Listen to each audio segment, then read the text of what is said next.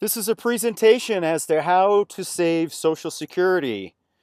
And it's essential to understand that threats to Social Security are a symptom of a corrupt monetary system. The system we have today, it's private and it's a corporate money system. So this is a little challenging, so I hope you'll give me some flexibility because we're not supposed to talk about politics, religion, and money. And I need to talk about all three of those things in order to make headway on this very controversial issue. So I'm asking you, can we please stay friends? The truth hurts, and in order to fix this system, we're going to have to talk about some very deep, essential truths.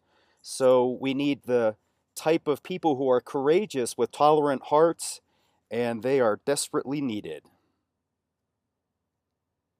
Now, this presentation is not for those who hate, those who have deep dogma, those who have closed minds, those who are overly sensitive, and this is not a conversation for the politically correct. Hello, my name is Wayne Walton, and I'm a monetary reformer. I'm the promoter of Mountain Hours local currency here in Summit County, and I'm also a jubilist. Uh, Jubilee, that's the most joyous moment in the human experience. It's also the law where we have a reset and stop serving the banksters. That's a copy of Mountain Hours. The 2 hour note is actually worth $20. So we're going to be discussing the most controversial and hidden information on planet Earth. And that information is not discussed in newspapers, radio, TV, schools, universities, or even the church. So the devil's in the details, is it not? So we're going to get into the details as to why the system is corrupt. And to start off, we're going to get into the problem. We're going to go to the solution, and we're not going to leave you hanging. We're going to go all the way through it. So we all know there's two golden rules. The one is do unto others. The other is he who has the gold makes the rules. And what's essential about that is to realize that the money power, not the politicians, make the rules. And in the ancient times, that money power was known as usury, and usury is a malevolent money power. The money lovers, they have usurped the United States government's sovereignty.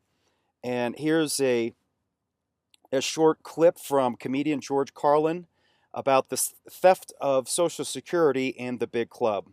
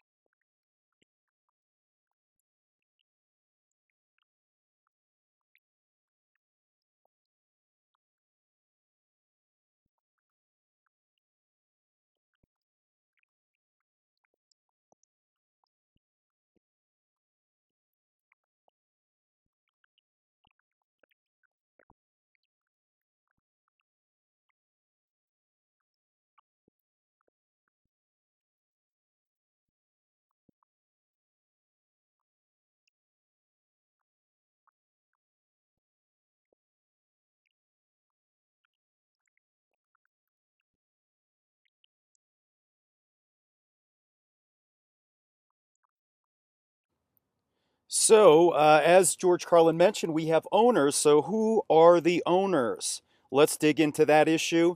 Jesus called the owners mammon, the den of thieves, the money lenders, or the usurers. The modern name for the money lenders, the modern name for the owners is the money trust, money power, the Federal Reserve, World Bank, IMF, International Monetary Fund, uh, the New World Order, as George Bush Sr. would call it, publicly in front of Congress. And, you know, a short term is the banksters. And that pyramid there represents Pharaoh, which is uh, man gods. It's men playing God on earth. It's essential to understand that the United States does not have its own money. Uh, Take a look at the money in your wallet. The, the money says Federal Reserve on it, and the Federal Reserve is a company, and the United States dollars, what we call dollars, are that's not the money of the United States. Dollars are actually borrowed from the Federal Reserve note or from the Federal Reserve company as a debt with interest. And we know from think of Proverbs 22:7, borrower is slave to the lender. So the United States, we the people, the United States borrows its money from the private bank company, the Federal Reserve. So the United States is slave to the Federal Reserve. Borrower is slave to the lender. So understanding that is essential so that you realize that the banksters rule, not the politicians. The banks have shown that they can't be trusted with the American economy. That's generally been the case, but now it's out in the open $350 billion later. In 1913, the money power of the country was taken away from the people. By constitutional privilege, it belongs with the Congress, but it was given up in the Federal Reserve Act. The Federal Reserve is no more federal than Federal Express, but yet it has the power to determine the direction of use of money in our economy. What is the proper relationship, what should be the proper relationship between a chairman of the Fed and a president of the United States? Well, first of all, the Federal Reserve is an independent agency, and that means basically that there is no other agency of government which can overrule actions that we take. So that's an eye-opener. That's former Federal Reserve Chairman Alan Greenspan stating the truth that there is no other agency of government which can overrule actions that we take. That means the president cannot overrule actions that the Federal Reserve takes. So we have these elections for politicians that supposedly represent us, but those representatives do not have sovereignty or authority over the private international corporate Federal Reserve. So now, what does that actually mean? That the banks run the system. How does that actually threaten Social Security? Well, number one, the banksters love war, not the elderly. Sadly, these banksters are anti-human. They're not humane. They're anti-human. They prioritize their own debts over human beings. And, if you think of that we have no representatives because the representatives in government represent the banksters because that's who's paying the bills. If we vote and we have our own representatives, but they always have to go to the banksters for money, the representatives want to get reelected, and since the bankers have the money, in order for the politicians to do anything, they're going to be sucking up basically to the bankers. The politicians will suck up to the bankers. So here are a few quick statistics about Social Security. The annual expenditure for Social Security is $814 billion a year. Defense spending on the books anyway is $643 billion, and the annual interest expenditure, how much the United States, we the people, spend on interest is $221 billion. So that's important. That interest number, focus on the interest number. And the way you can fix Social Security quickly and very simply is simply eliminate the 221 billion in annual interest costs just by eliminating interest. There's no reason why the United States needs to borrow money from private banks. The United States can be issuing that money by itself. The reason why we can't eliminate the interest is that the politicians are paid by the banksters. So the politicians won't bite the hand that feeds them, because that's what would be necessary for us, the United States, to issue its own money. We would have to have, there'd have to be a bill put forward. The politicians would all have to vote for it, that the United States would have public banking instead of private banking. In a public banking scheme, there's no need to pay the interest. In a private banking scheme, because it's a run for profit, the profit is the interest, in addition to the manufacture of the money itself. So we come to a paradigm where we're stuck where we are, and we can't fix it through a top-down solution. We can't fix it through a top-down vote, because to get elected, you need to have millions of dollars. The millions of dollars are, coming from the only source of millions of dollars is through the bankers. So the politicians will always be beholden to the banksters. Our legislative process has been usurped. So the only way we can really fix this is through grassroots monetary reform. That means as a bottom-up solution. And a good way to think of that is when you build a deck, a deck in your backyard, or a wooden deck, you start from the ground up. Our existing system is a top-down system. So the way to fix it, and you actually have a stronger foundation, it's more representative anyway when you build it from the bottom up. And that's what we're going to get into, is how do we do that, and what would that look like? So the solution is, the pyramid of power is a top-down solution. So the solution is flipping the pyramid of power. So historically, the United States had, well, even before the United States, I'm misspeaking, during the colonial period, the colonists were using barter script. And just as a quick explanation to understand how barter script works is, we've all played the board game Monopoly, I would think. And in the beginning of the game, everyone starts off with $1,500. There's no debt and there's no interest. The money isn't borrowed. Everybody just has it. So to make it really simple, let's just imagine there's 20 of us. Imagine there's 20 of us sitting down in the room, and each one of us is engaged in a vocation which is essential for sustaining life. We're in a colonial era. Let's say we're in Massachusetts. There's no gold, by the way, in Massachusetts or anywhere in New England or in the former colonies. So imagine then at that time, hey, we want to start a new money system. We have no gold. We have no silver mines here. So how can we have our own independent money system? How can we do that? And by the way, the Indians had wampum. Well, think of the Indians. They had the Indian nation, but the Indian nation never had a national debt. They weren't paying interest. So this interest thing is a very big issue. So we're finding how we can eliminate it. And the other aspect is monopoly. So we're going to eliminate the interest and the monopoly with this barter script.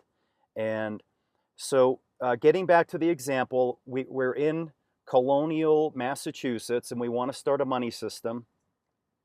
And, this is a much more primitive time, but we are all engaged in that we're in an agrarian society, and each of us is engaged in a vocation where we all work in some aspect that's necessary for us to have a basic economy and to sustain life. So that's farming.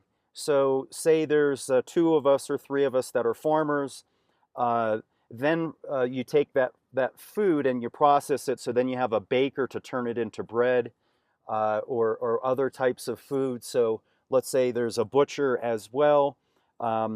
Moving forward, there's somebody that has to deliver these products. So there's a wagon maker. There's somebody that an ironsmith that would put horseshoes on horses. So we have these various vocations going all the way forward. We can even have a county sheriff to protect us, and a judge, so we can have a basic legal system. But what's different is that we can have a restaurant, we can have a tea shop, or all of the things that would be created locally in our organic economy, because the money itself is organic. The currency is born organically as well. So in the exact same way that a restaurant owner can issue a gift certificate simply with a piece of paper and a signature, we would all issue money as well. But rather than having different looking gift certificates, we would all just have a common community gift certificate. They would all look the same, but we each issue it with our signature. So in that community, each one of us, for example, we all issue $1,500 just to make it really simple. So actually, let me, yeah, we have 20 businesses at $1,500 a piece times 20. I don't have a calculator in front, but I think that's $30,000. Pretty helpless without a calculator. So we have $30,000 as a credit with no debt. So what we've done already is we've created a monetary system where each one of us has, because we're all producers, right? All of us are producing a value that each one of us wants. And that includes the sheriff, like, because we do want security. That includes the judge. We want to have somebody, if we have a conflict, that we have somebody that is able to officiate our conflicts and draw resolution. And we want the sheriff to, to affect those judgments in the event that anybody is harmed. So we've established funding for a government, we've established an economy, and we've done something that the United States itself does not do. We individuals issue money. The United States doesn't do that. We issue money. We, the people in our community, we here in this conversation, in this room, we have established our own money system. And in addition to that, our money system does not have any debt, and it does not have any monopoly. It doesn't have any inflation. I'll have to get to that later. There's a way we can prevent inflation or over-issuance of the currency. And I would, people often demonize paper money, but it's important to realize that with gift certificates and coupons or vouchers, nobody's complaining about gift certificates being overissued, and overissuance means inflation. And I would submit to you that when the parasite, meaning the centralized entity, the Federal Reserve, when the parasite, because the Federal Reserve, the money, when they're issuing that money as a debt with interest, When that gets circulated, they're not producing the value. The only reason that their money, the Federal Reserve note, has value is because of the producers. And when the parasite issues the money, they don't have a connection to productivity. So if they overissue the money, they're creating inflation. So the way you eliminate inflation is you have the producer issue the money rather than the parasite. So in this example where you have 20 uh, local independent producers of various different values, uh, we've created a local economy, and because we're all producers, we are connected to that process. So a good analogy to this is imagine you have a restaurant owner issuing gift certificates. They are not limited. They could create all the gift certificates that they want. The limitation is how much food they can produce that will be bought by the local economy. So the limitation isn't, they don't have, when, I guess what I'm trying to say here is that we are always faced that we don't have enough money to do something. Well, all money is this gift certificate. There's never a scarcity of gift certificates because gift certificates are just a contract. There's no scarcity of contracts. The limitation is the real world product, which is the food. So we have to change our thinking. It's just like, think of inches. There's no limitation on inches. There's no limitation on contracts. So we have been tricked by these money parasites in the Federal Reserve that we never have enough money. But in reality, we can always create money. We can create money in the form of gift certificates. Now, those gift certificates that we issue can't be used to pay their debt or their taxes. Taxes are actually hidden interest on the private money supply. So now, where you get into overissuance with respect to the restaurant, if the restaurant is issuing gift certificates, and let's say the maximum amount of meals that the restaurant can create is 100 in a year, just as a simple example, that the most meals they can create is 100. Now, if they issue gift certificates for 1,000 meals, but they can only produce 100 meals, they would be perpetrating a fraud. So those individuals who had gift certificates that tried, if there's 1,000 people walking around with gift certificates from a restaurant, and then they all come into the restaurant trying to redeem their gift certificate, if they were unable to redeem that because the restaurant could not deliver the food, they would be upset. So what would happen is the restaurant would, number one, it would lose its integrity, it would lose its reputation, people would lose faith in the gift certificates because a fraud had been perpetrated. That was inflation of the gift certificates, let's call it. So it's really important that when we break this thing down, when we break complicated concepts into simple ideas, it's much more understandable. So we want to make sure if the restaurant owner has the capacity to issue 100 or create 100 meals a year, that the restaurant owner should only be issuing 100 gift certificates or less. So by controlling money locally, it's a way that we're able to make sure that we're not over issuing the gift certificates. And that example would apply also with respect to think of a local high school football game. Now, what happens with the football game is the community or the high school, those who organize the football game, they're issuing IOUs. Well, a gift certificate is just an IOU. Well, the ticket for the football game is an IOU for a seat. It's the same thing. So let's say the stadium has 10,000 seats. If they overissued the IOUs, people bought the tickets and they sold 20,000 seats, they would be perpetrating a fraud in the same way. Well, that doesn't happen. There's not widespread problems with high schools over issuing seats to football games. So what I'm trying to explain is the technology of paper money in the form of gift certificates or tickets. The technology is perfectly fine when it's issued by the producer. And so we can make this technology work for us, and it does serve us because um, in a community, we're using the example of Massachusetts, where there is no gold and silver, we do have paper. We still do have paper virtually everywhere.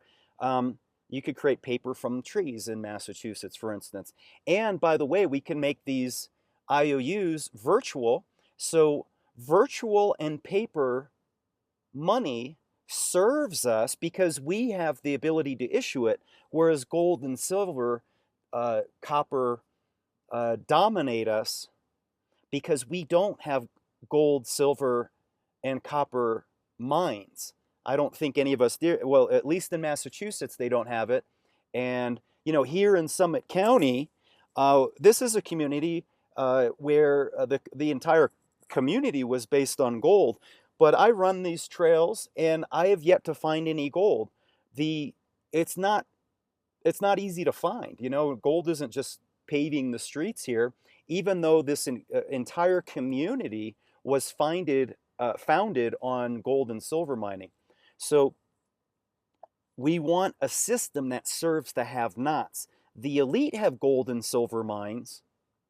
The have-nots have their own products and services. And the paper and digital IOUs and gift certificates are the type of money that will serve the have-nots. So, sorry, I've gone very long on this issue, but it's essential that we understand what money is and how simple it is to create, and how it's essential that we create money so that money serves us rather than money being a tool to dominate us. And that's how the bankers use money. They get us addicted to their monopolized money system, and it turns us into de facto bank employees, and the Social Security system is dependent upon the bankers. So in order to save the system, we need an independent money system. So moving forward on here to number two, number one was very long because I had to describe what money is. And number two is going to be much quicker. So during the Great Depression, the bankers engineered a depression. A depression is just a period of time where money is very scarce. Because when money is scarce, we can't pay our loans. And when we can't pay our loans, the bankers repossess all of our assets. So when money was very scarce during the Great Depression, there were 3,000 local currency systems in the United States. That's a lot. So I'm trying to explain how big this can be and can be again. Number three, today, there are roughly about 125 alternative currency systems in the United States. And the big issue is that barter beats the bankers. When we barter, when you and I, let's say there was no money at all, and we just bartered, the banker's ability to control us would be completely destroyed because we're dependent when we're dependent upon money. But if we could barter and sustain life, we would be completely independent, and the bankers would no longer they would be unable to parasitically extract our life energy. The bankers would be unable to do all kinds of things because they couldn't basically counterfeit our money system and use it to do what they want. The bankers have abundance, not because of their own productivity, but because of our productivity. And if we bartered, the bankers would have to go get a job, basically. So that's the big difference here. So in Summit County, Colorado, we have a barter script system called Mountain Hours. And the way the system works, just some quick facts on it. It's a local currency just for Summit County. It was established in 2012. There's roughly 100 businesses using it. The businesses themselves issue the money. There's zero interest, there's zero monopoly. What does that mean, there's no monopoly? That means any local business can issue the money. It's free to them. There's no inflation because an hour is always 60 minutes. An hour is known worldwide. And there's zero usurpation because there's no outside entity which is hijacking control of our commercial energy through the money system. The producers issue the money. There's no outside parasitism. And expanding upon this, like people go, you know, what can you do with this local currency? You can only buy certain things with it. Well, what's a success story? What can happen? So in Bristol, England, they have something known as the Bristol pound. The mayor there takes 100% of his pay in the local currency. Well, how does the mayor get the money? The way the mayor does get his payment is local tax payments could be made with the local currency. Think about how powerful that is for a local business if they can pay their local sales tax with the local currency or their local, property taxes, um, licensing fees, all of those fees that go along with starting a local business. If all of those fees could be paid with the local currency, then everybody in that community, business owners, they would be very inclined to accept the currency because they can spend it on these wholesale expenditures. A business has wholesale costs that they need to operate the business just to stay in business. And then once the business starts generating a profit, then that money transfers over, hopefully, to the business owner, and then they can use that to sustain life. Well, when you're starting the business, it's extremely important to be able to pay your taxes because that's going to be one of your major costs of running the business. So being able to pay your taxes with the local currency, and why wouldn't you, if you're the local government should be working to help those businesses. And the biggest way that the local government could help the local businesses stay in business is if they would also, them as individuals, if they would take their pay, if they would support the local economy. Because if the main reason that local economies are being destroyed is because you have this international money, this international corporate private money system. Well, the international corporate money system destroys localism. It's a methodology where globalism penetrates local government and destroys its sovereignty. And it basically, what happens is it turns each community into bank employees. So your local politician becomes an employee for the private international Federal Reserve because that's who he's getting paid from. Whereas if the local government official was accepting pay from the local independent businesses, then he would truly represent the local independent business. All right, number 4 here is the Bristol pound is both physical and digital. So it's physical, it's in paper form, and it's digital. And as I was saying before, any community can create a paper and a digital currency so that money serves them because they create it. Now here's another success story of a different type of local currency that's also international in nature. So it's called Furia Kipu, and it's a Japanese alternative currency which is designed specifically for elderly care. So we're explaining how we can create a local currency that can be spent. It could be issued locally, but you can spend it anywhere on the planet. That's powerful because if it's based upon an hour and everybody on the planet knows what an hour is, and an hour never inflates, you can spend it worldwide. So we're going to show a quick video here of how this works. So don't worry about the name, Faria Kipu. Don't worry about the name of it. Just focus on what the money can do, and think of how powerful it is that the people who volunteer, many seniors already volunteer to serve other seniors. In the Summit County Senior Center, the local seniors volunteer to serve a meal every Monday night. And then basically some seniors come in and eat the meal. The meal is, I believe it's $8.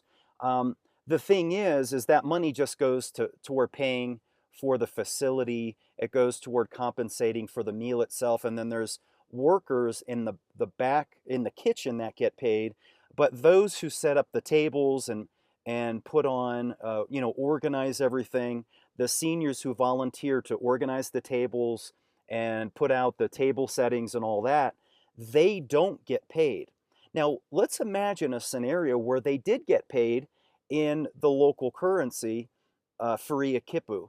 And that's what we're going to get into here with this video. So just imagine if, maybe some of you do volunteer. Let's imagine you got paid.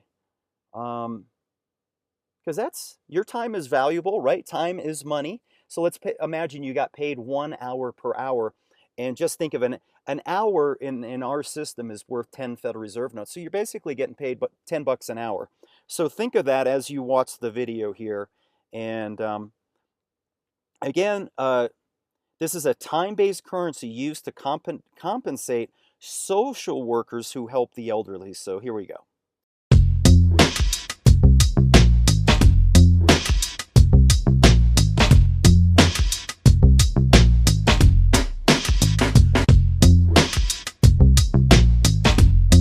That I spend on helping an elderly or a handicapped person. It's a time-based currency where 1 hour of this kind of services you get into your account. It's electronic, okay? So it's a savings account. What can I do with that? Well, first application is, let's say I have a flu, and I give a phone call and someone picks up my kids that are part of the network. It's not just an unknown person, it's someone I can rely on, right? Now, what's fascinating is that they made a survey among the elderly people themselves, and they asked the following question: what do you prefer? The services provided by people who are paid in yen, in the national money, or services provided in Faria Kipu? Universal answer, Faria Kipu. Why? The relationship is different. That little old lady in my street represents my mother. So if her rice needs to be cooked a little more, I will do that. That feels itself. They perceive that. So we have actually a demonstration here that different types of money create different relationships. It's one of cooperation rather than competition.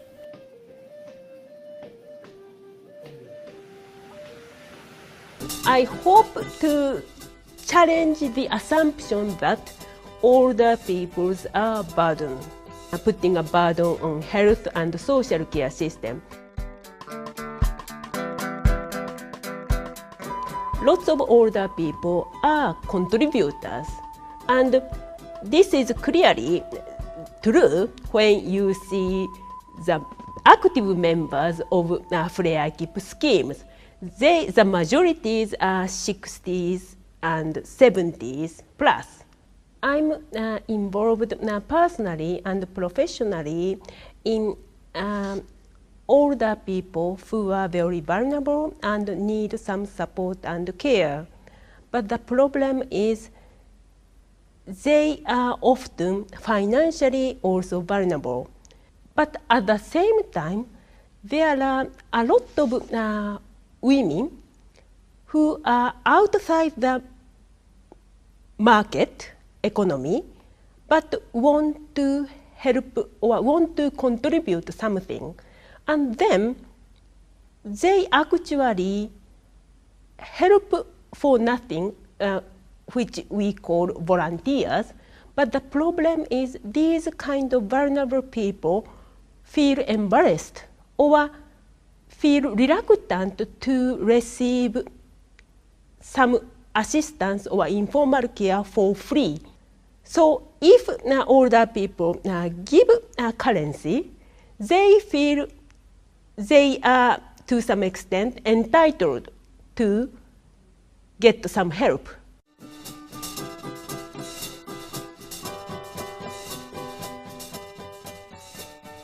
Some flare keep schemes extended and have branches across Japan or even outside Japan, in Los Angeles, in Switzerland, and now in London. This means a healthy member help the neighbor in Los Angeles, then she can earn credit and she can send her credit to her elderly mother living in Tokyo, where the elderly mother can get regular help from the member living in Tokyo. So this means actually the credit can enable long distance care using credit which are transferable beyond localities or beyond the country. Unfortunately, it's not. But I don't think it's a bad thing, because this kind of huge movement actually pushed the government to take more responsibility. Then in 2000, in Japan, the government finally introduced the national compulsory social care system for older people and disabled. It became people's right to access to care under that national system. And also, from members' point of view, lots of people who got this kind of experience actually moved to formal employment. And then actually can earn money under the usual economy. But the majority of people actually stay and prefer to provide care under the flare keep system.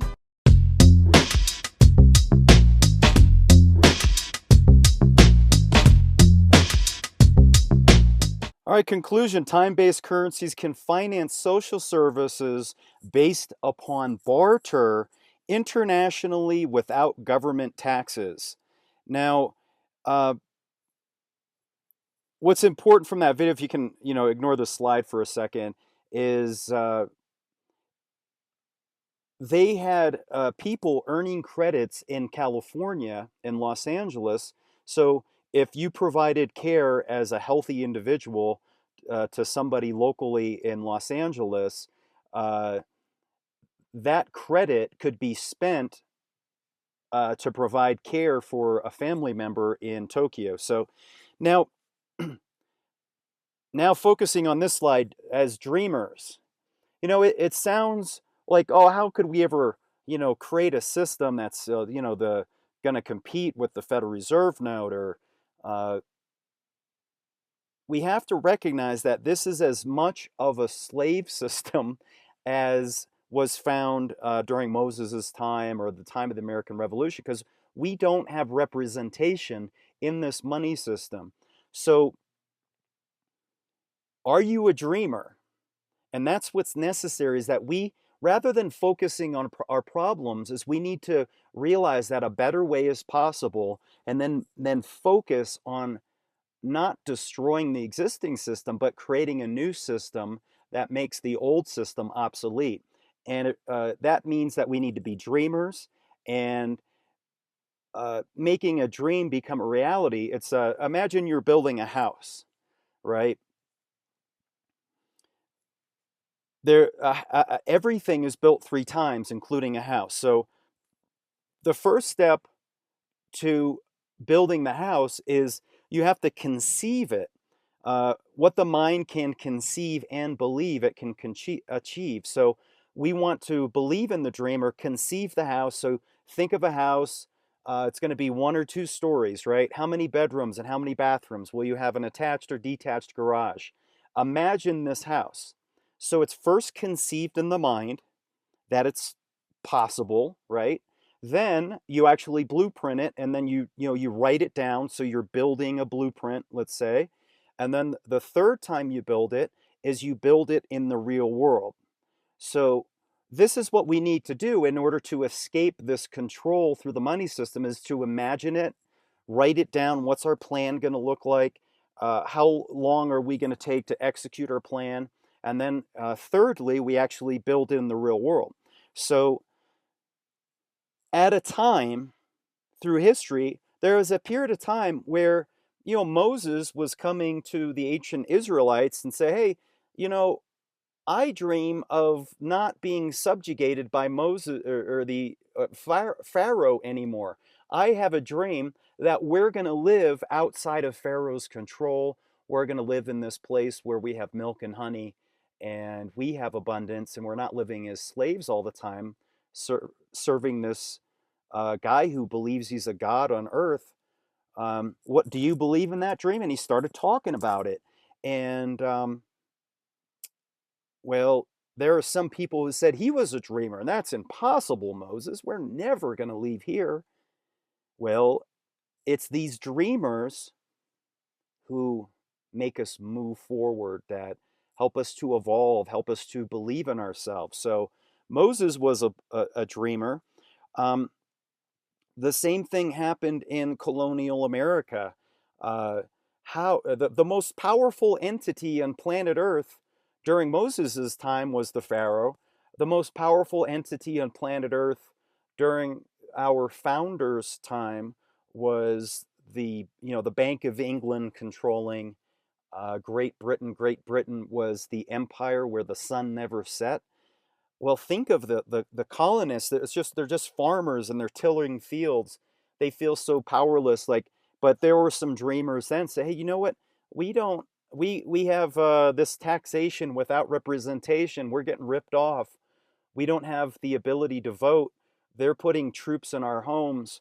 And one of the reasons they protest is they had their own colonial script, and the Bank of England didn't like that they had their own independent money system, because they didn't, number one, they didn't have control of it, therefore they didn't have control of the people, and they weren't getting any interest. So they had a currency act of 1765 which required that they used gold and silver money.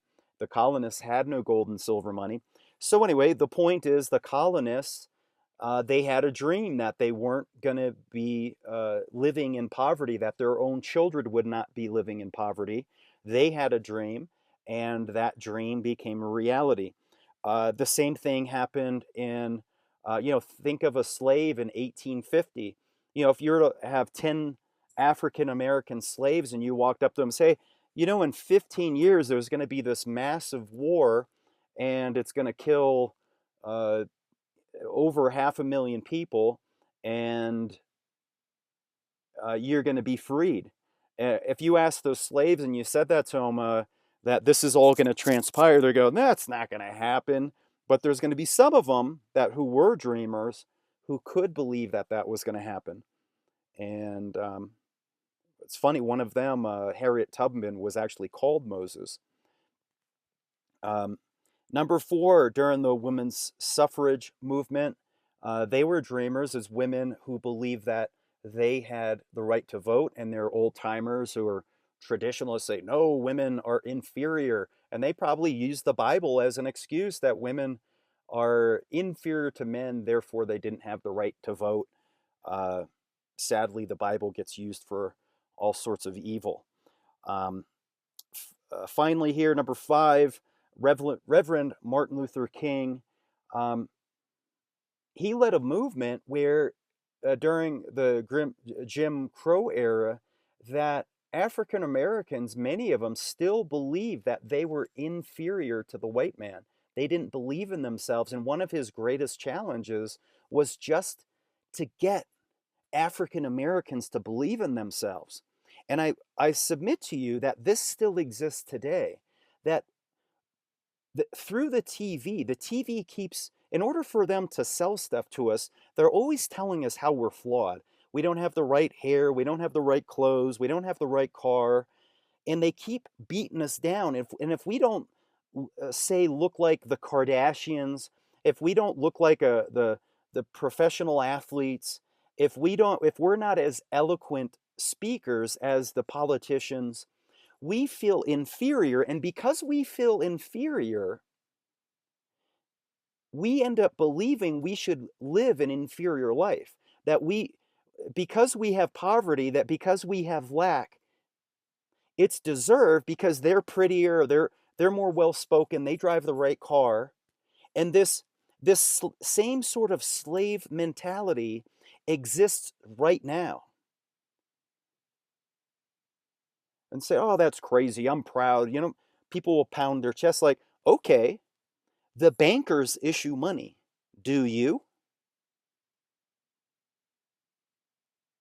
Alan Greenspan, Ben Bernanke, they, through the Federal Reserve System, they're issuing money. You could go on the Rothschilds and the Rockefellers. They issue money. Do you? And why is it, who made them God on earth, that they and their children will always have abundance? They can literally issue money, and because they issue money, they control the whole game. They don't have to work hard. They don't have to live in scarcity. They don't have to live in fear. They eat the best, most healthy food there is, organic, well-prepared, healthy, super healthy food, whereas we're eating junk and destroying ourselves, beating our bodies down. This slave system originates in our minds because we do we do believe. Well, even if you think that, and I believe you do, like, because I believe I am just as good as, because my mother is not inferior to their mother. Think of it that way. Is your mother greater than or less than their mothers? My mother is every bit as awesome as their mothers. Therefore, she created a child that's every bit as awesome as their children. Therefore, we should enjoy an equal opportunity to abundance as their children. And the only way that we are going to have that equal opportunity to abundance is when we issue money just like the elite do.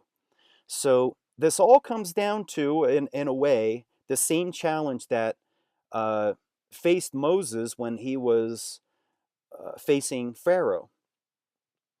The same system. I'm using this analogy just because it's right on the money. They're rubbing it right in our faces.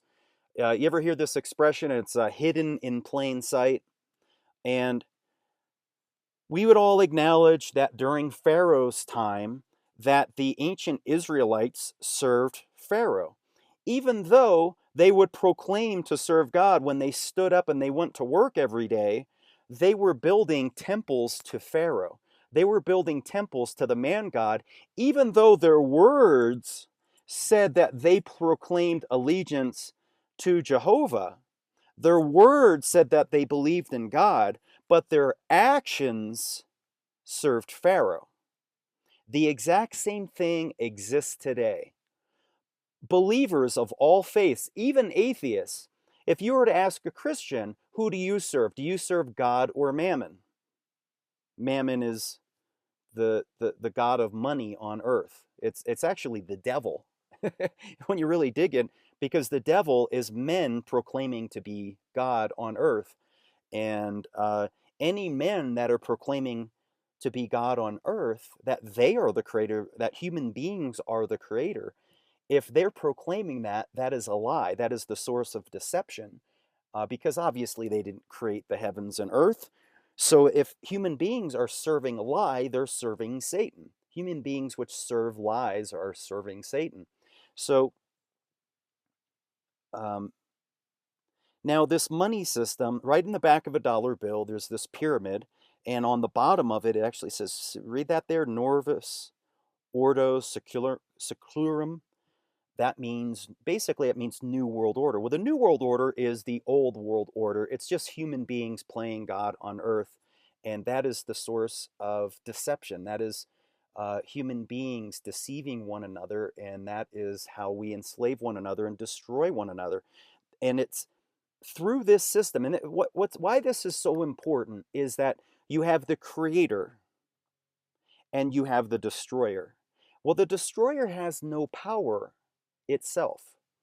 The creator created everything, and the destroyer has no ability to even destroy humanity. The only way the destroyer has the ability to destroy humanity is through two methods. One is to trick us to destroying ourselves, where human beings destroy one another, and two is through the money system. Through the monopolization of the money system, it gives the devil massive power to deceive our minds and enslave us and basically steal our life energy through the money system, parasitically like a vampire. And that's how that works. So now I want to get into the subject of who we serve. So all of us as believers, if you walk up to a Christian and say, do you serve God or mammon? Do you serve, literally, you're saying, do you serve God or Satan? And the Christian will, I proclaim, I serve Jesus, the creator. So his words say that he serves the creator. That's his words. But what do his deeds say? Well, what is he goes to get he has a job, and you say to the same Christian, this an honest Christian, I'm not blaming, I don't want to say he's evil or anything, use it on me. Okay, apply this to me. You say to me, like, well, what do you do every day? Well, I've got to go work. Like, well, what do you work for? Well, I get these Federal Reserve notes. Well, who owns the Federal Reserve? Well, that's the problem. It's these bankers. Well, what God do these bankers serve? Well, when you dig really deep, they actually serve the destroyer, or Satan. And they serve man gods. They serve a lie. So now, if I need to go work for this money, which I do, I have an addiction to this money system because I need it, to pay for shelter. I need to pay for food. I need to pay for gas in my car. So my words say that I'm serving God, but my deeds say that I'm serving mammon and the satanic deceptive money system. So that's where we have a quandary. How do we get integrity so that our words and our deeds match? So that process is actually called the Jubilee. So we have to go through this process of a Jubilee where we say we serve God and we serve God indeed. And even if you're not a believer, let's just call God love and compassion and humanity. Because obviously this money system doesn't serve love, it doesn't serve compassion, it doesn't serve humanity.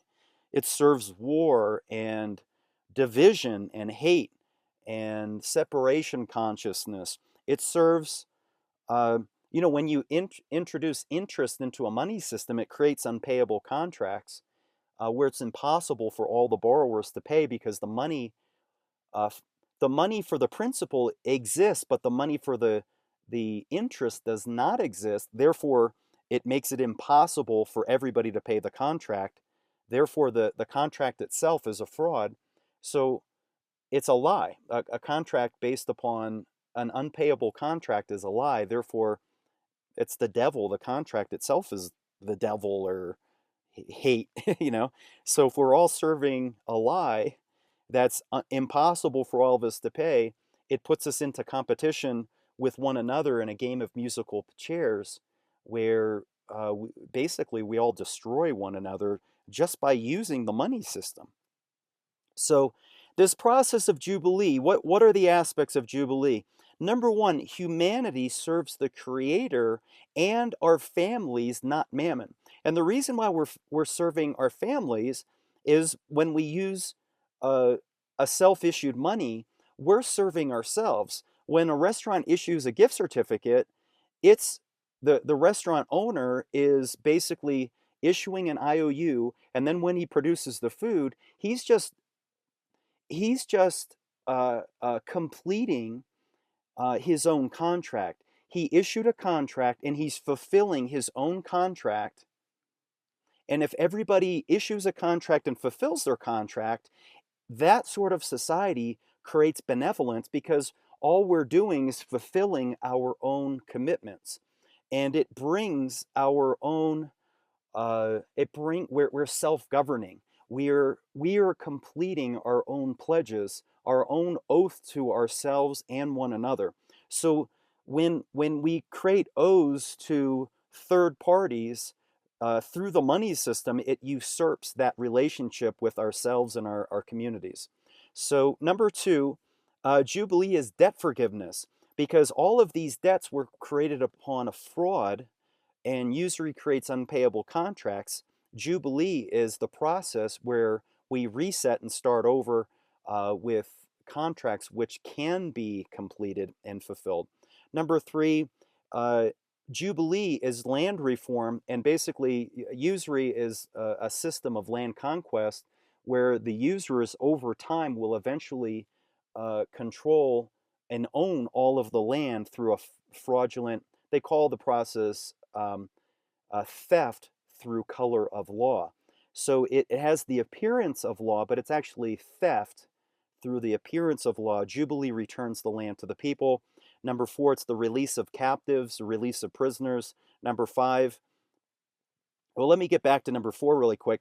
Now, the way the mammon tricks us, or the money power tricks us, is usury is forbidden by all the great prophets, Moses, Joshua, Jesus, Muhammad, Buddha. All the great prophets all forbid usury because they historically they knew history repeats, and they learned these ancient lessons that what would happen is if usury was permitted, the money power would own all the land, and everybody would be turned into renters and debt peons. So they knew the process of Jubilee would refresh everything. We would start over. Um, Now, the way Mammon tricks us is the law is you can't have usury on money and you have to have jubilees. So, in order to trick us from those two fundamental laws of remember the Sabbath and keep it holy, they, the Sabbath is the jubilee. So, the way the money power tricks us is they create thousands of laws which turn us into criminals. So when you permit usury and no longer observe the Sabbath resets of the Jubilee, what happens is everybody lives in scarcity. When you live in scarcity, you become desperate. And when you're desperate, there's lots of crimes. There's petty crimes, there's violent crimes. Um, and then what happens then too is the the money power owns the government, so they make crimes out of non-crimes where there's no victim. So they create thousands of taxes, they create thousands of fees, they make nature illegal, like marijuana, for instance, a plant made by God that has all sorts of medicinal uses, that actually cures cancer, well, and without side effects. So you can actually cure cancer with medical marijuana. There's no side effects. Nobody has ever died from marijuana, but they make marijuana possession a crime. So thousands of people go to jail for a crime where there's no victim. So I know that that's hard for people to get past because I was one of those people too that I used to believe marijuana was a demon and lazy people do it. But do you know who the most uh, awarded Olympic athlete of all time? is Michael Phelps, the swimmer. Well, he's not lazy. He's the greatest Olympic athlete of all time. I think he has 12 medals, right? Well, it's not unhealthy, obviously, or he would have, he got in trouble for smoking marijuana or using marijuana. And, but in the meantime, it's very healthy. Obviously, he's not lazy. He's not some lazy stoner. So we have to rethink these things. And sorry, that's an aside, but it's important to understand how we've been deceived. So there's millions of people in jail for crimes where there was no victim.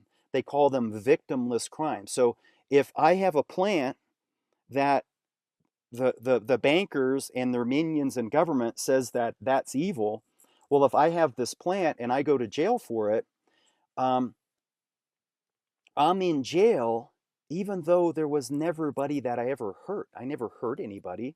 There's nobody that came forward and say, hey, Wayne hurt me some way, because he had that plant. So the genius of the Jubilee is it releases these nonviolent prisoners. So finally, number 5, there's rest and restoration of the land. And the reason why you need to have restoration of the land is when you have a usury-based system, basically the most important thing to the usurer isn't the human beings or the planet, right? In order for us to live, the most important things for human beings to live is we need to have this planet, right? We need to have this environment to sustain life. So that's the most important thing, and then the next important thing is the human beings. So humanity and the environment are the most important things to sustain life. We need one another. We need compassion in our humanity. Usury destroys the environment and our humanity, because what happens, all of the human and natural resources get extracted. All of our time, all of our energy get destroyed, and all of the environment gets destroyed in order to pay the debt. So that's why the Jubilee is so genius, is it rests the land, it rests the people, it restores natural sovereignty. So the audience for this is how to save Social Security. So I'm speaking to older people, and older people go, you know what, I'm in my retirement years. It's time for me to coast.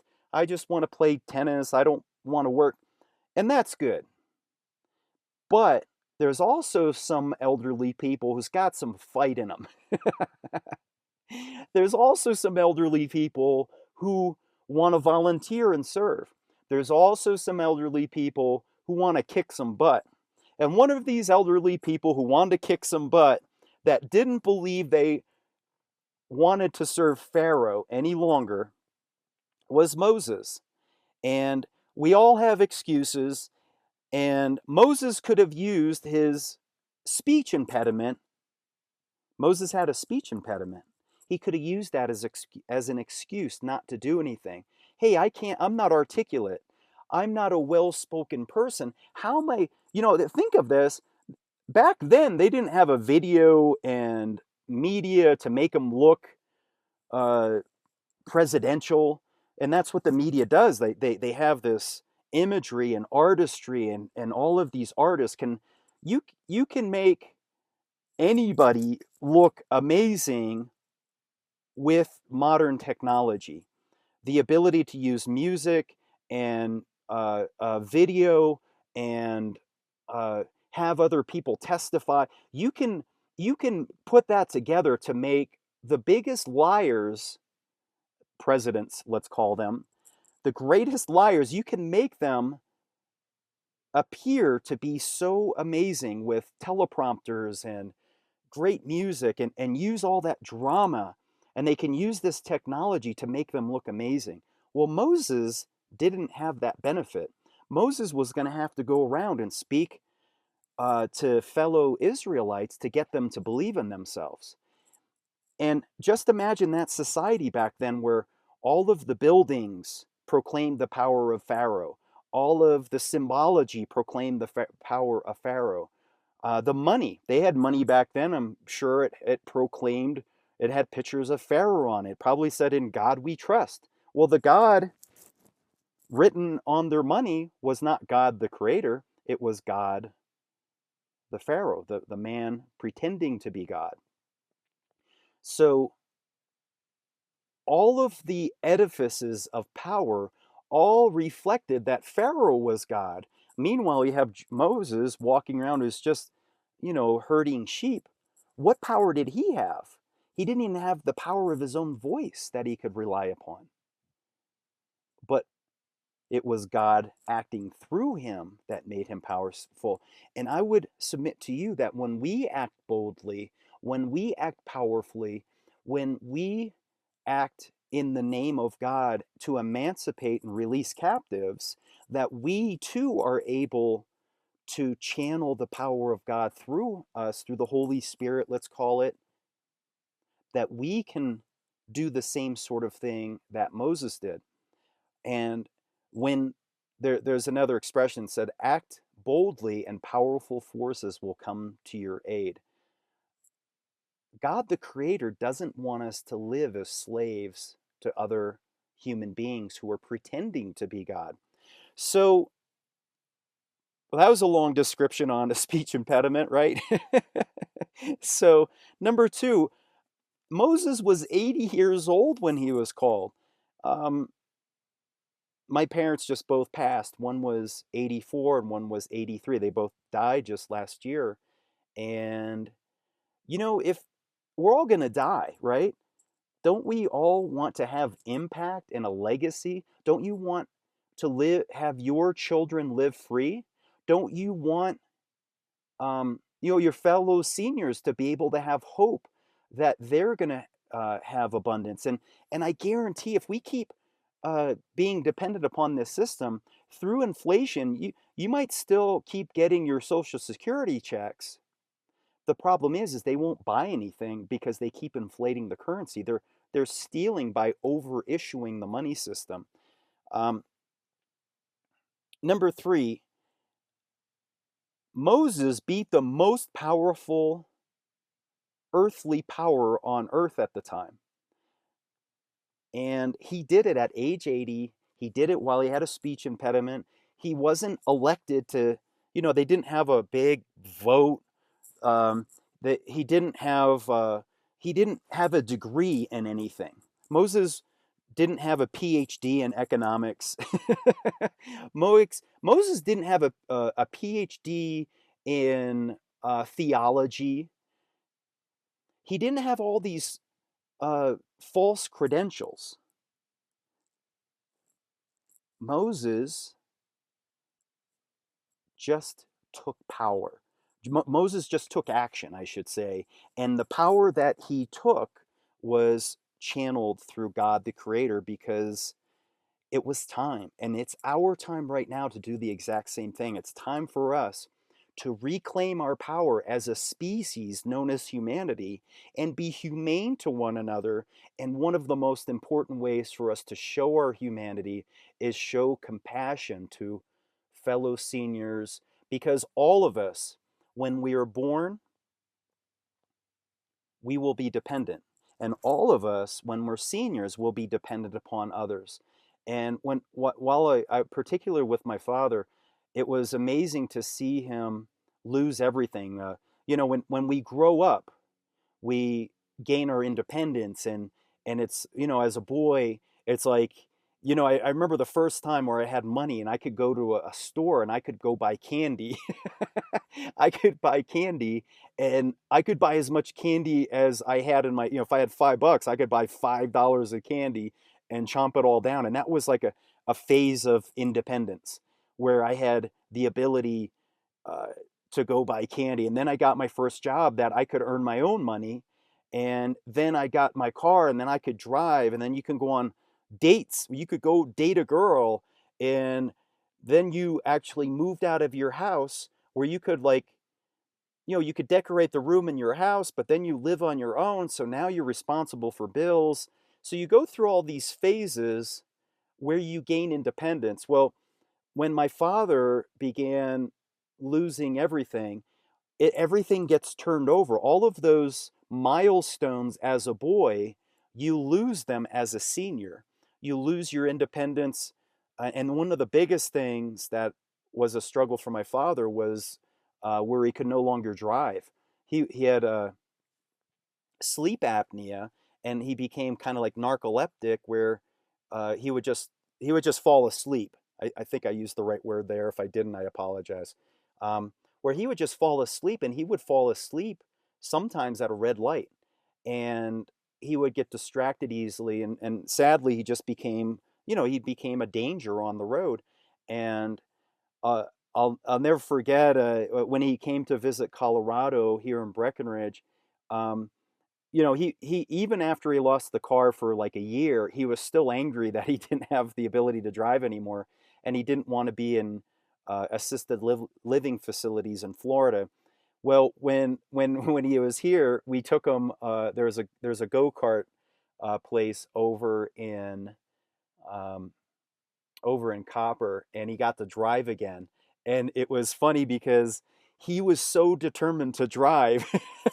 It was me, my wife, and my father all on the go-kart track at the same time. And my dad was very, very determined, just like I was as a boy before I could drive. It was like literally like, hey, if I can drive here, I can show that I don't have to wait till I'm 16 to drive. I can show it right here. So, you know, the point is, the point is that we are all going to be dependent through various phases of our life, and it's essential as human beings that we show our humanity by taking care of those, all of us, through various phases of our lives. And by being dependent upon this money system, it destroys our humanity. So I ask of you, I beseech of you, I implore all of you to focus on this money issue and watch and listen to some more of our videos so that we can achieve independence too, so that we can have our Jubilee release of captives, so that we can escape our excuses and seize our power. So we need to be the change. And what further action can we take to greater understand this is go to usuryistheroot.com. If you're a believer of any faith, even if you're an atheist, the Jubilee will actually emancipate atheists as well, because even if you are a non-believer, you're serving those who believe in Satan. So even if you believe that's all garbage, that there's no creator, that there's no destroyer, that good and evil doesn't exist, well, if you're serving Satanists, you're helping to manifest hell on earth, because that's what they believe in. So usuryistheroot.com. Mountain hours is the local currency here in Summit. If you live somewhere else and you want to copy the Mountain Hour system, you can learn more information by going our money. Well, actually, uh, let me rephrase that. It's start.ourmoney.net. Start.ourmoney.net. And number 3 here, for local people, you can recruit a local independent business and earn 10 hours.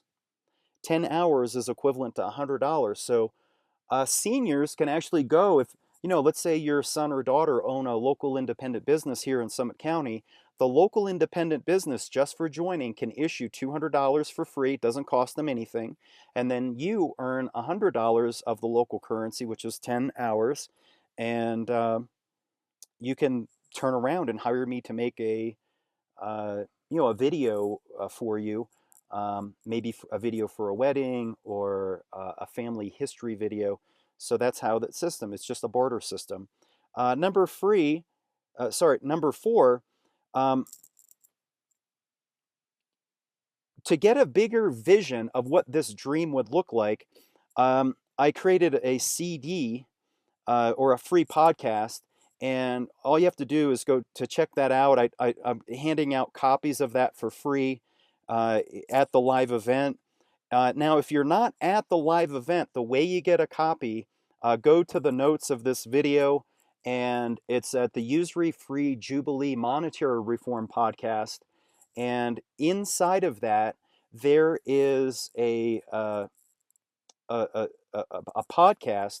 It's the introduction podcast. Just listen to it on your phone. You can listen to it on an iPod, download it, put it on your computer. But it's essential to listen to the Kingdom Dream because remember the three stages of building something. The first stage is to dream the dream. You create the idea in your head. The next is the blueprint, and then the third is actually to build it in the physical world. Well, I would submit to you is that number three is actually mountain hours is the third step of that is actually your that's a real life tangible, you can touch the money. Well, the money is a tool to build dreams. Benevolent money helps you create manifest dreams.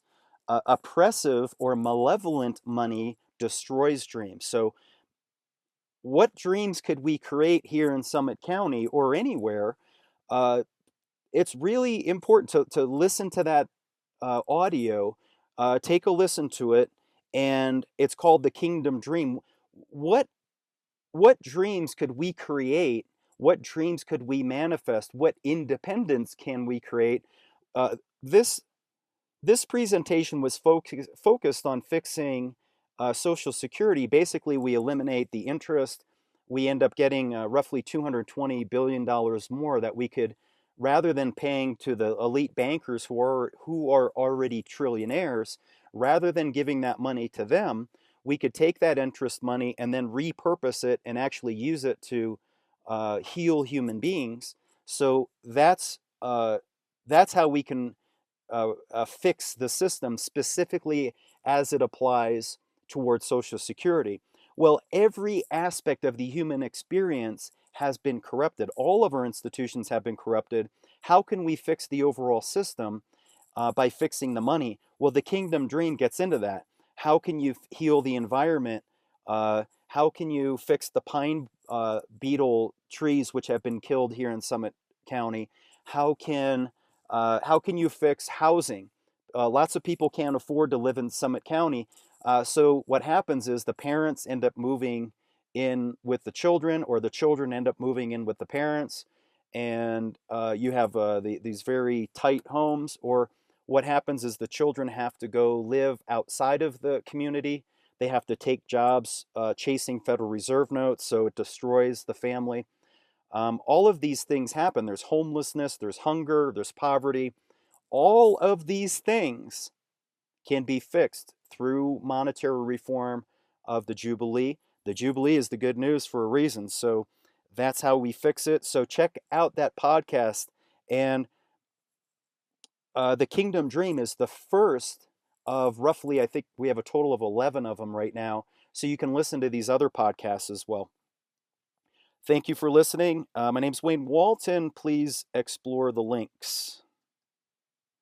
That's an image. You can actually listen to the artist that created this image. Welcome to the Kingdom of Breckenridge. That dome there is a community garden where we grow our own food so that we're self-sufficient, even here at 9,000 feet.